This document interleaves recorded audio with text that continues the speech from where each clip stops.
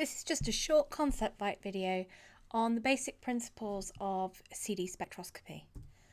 So I'm just starting off with the electromagnetic spectrum. Everything we're doing is using usually the optical, so that's the infrared, the visible and the UV part of the electromagnetic spectrum. But CD is particularly looking at the visible and the near ultraviolet. Although I have seen some CD that works on the infrared as well, the principles I'm talking about the same portion of light as we would use with regular absorption spectrometry.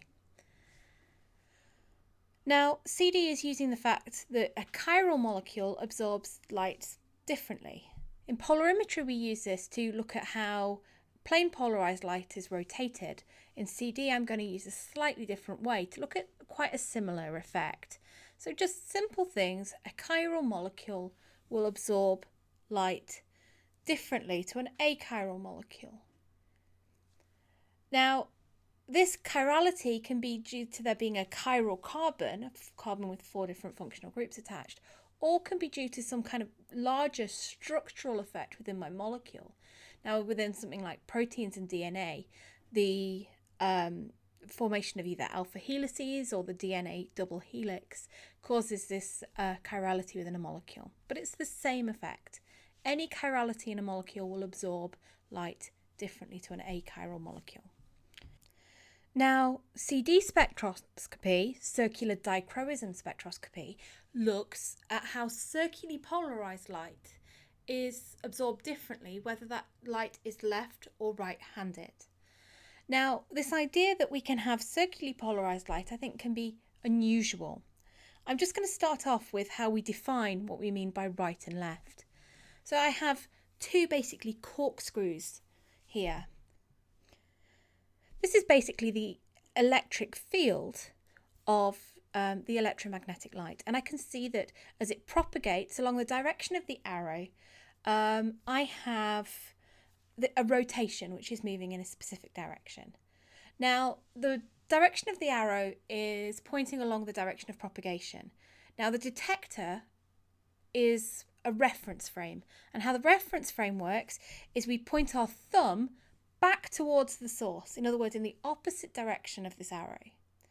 And then if my fingers curl around in the same direction as the light is propagating, then I have that handed. So with my top one, if I point my thumb along it, my fingers wrap around in the same direction of the light if I use my right hand. And so we would call this right hand circularly polarized light. And the bottom one, I can do the same trick, but I need to use my left hand for my fingers to travel in the direction of the electric field.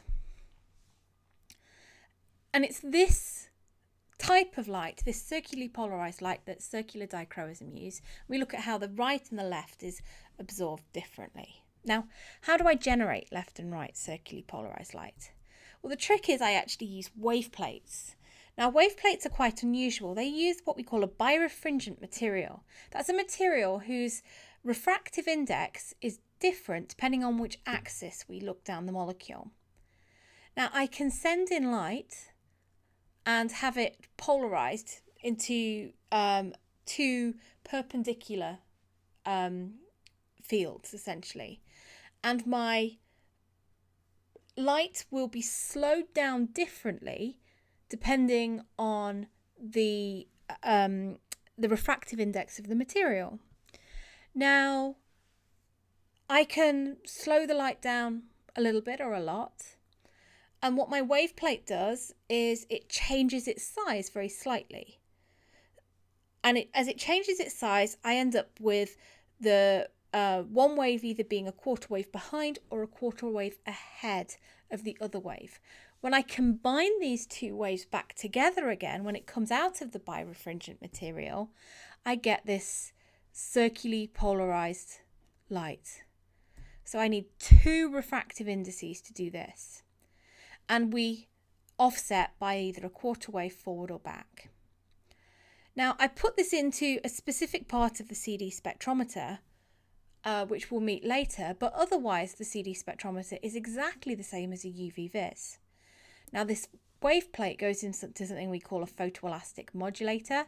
The reason it's photoelastic is, well, the elastic comes from the fact that I am changing the size of this crystal, and the photo comes from the fact that it's having an effect on the optical properties of it. But otherwise, my instrument is just the same as a UV. I have a light source, a method of selecting wavelength, a sample which I'm recording from, my detector and my signal processor. But when I select my wavelength, I have this photoelastic modulator.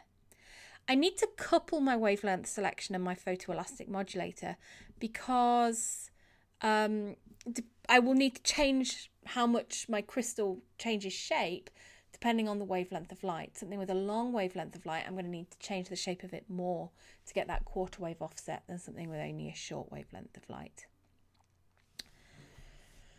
Now, ultimately, when I've recorded my spectrum for CD, I would see something potentially like this, something where I see a difference between the absorption of my left and right hand polarization.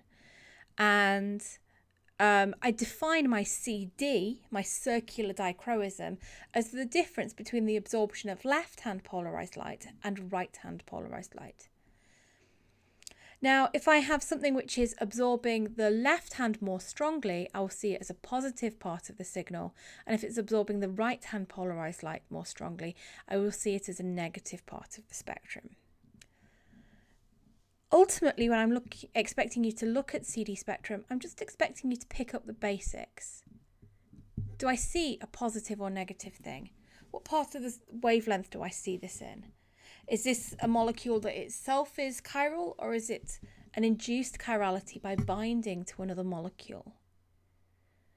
What about shifts in wavelengths that I see upon binding? These basic things are the things that I'm after. I'm not after anything massively complicated.